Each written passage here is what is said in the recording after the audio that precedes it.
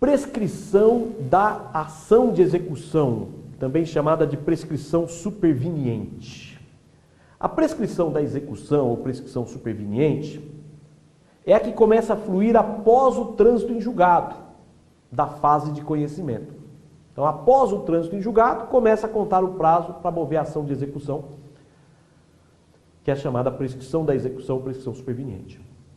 O prazo para a ação de execução é o mesmo prazo da ação de conhecimento. Então, por exemplo, uma ação de cobrança. Você tem 10 anos para mover a ação de conhecimento. Transitou em julgado, você ganhou?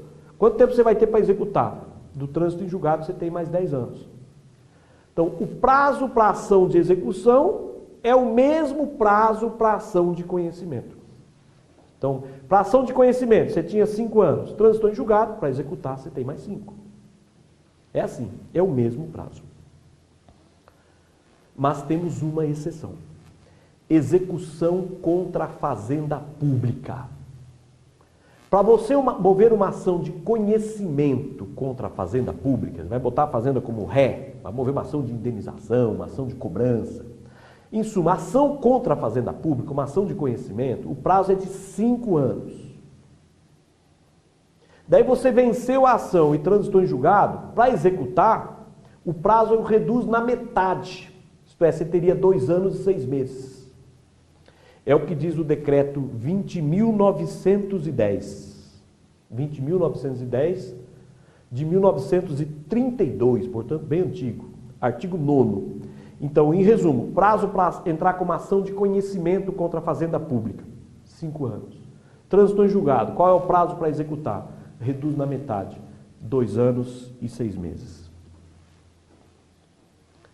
Todavia, o STF amenizou um pouco essa regra e editou a súmula 383, súmula 383 do Supremo Tribunal Federal, que diz o seguinte, essa redução na metade, diz o seguinte: se a prescrição contra a fazenda foi interrompida na primeira metade do prazo de 5 anos, então você tinha 5 anos para mover a ação de conhecimento. Se você moveu a ação dentro da primeira metade, dentro dos 2 anos e meio, por exemplo, no primeiro ano você já moveu a ação?